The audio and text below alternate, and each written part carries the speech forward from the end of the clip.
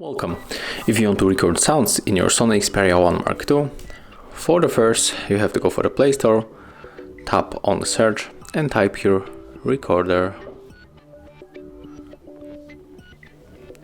And you have to download one of this application. For example, we can take this one, click install.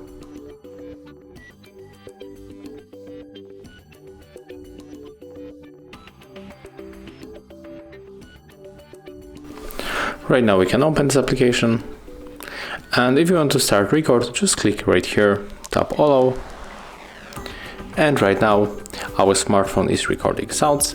If you want to finish, just click right here, and here is our record.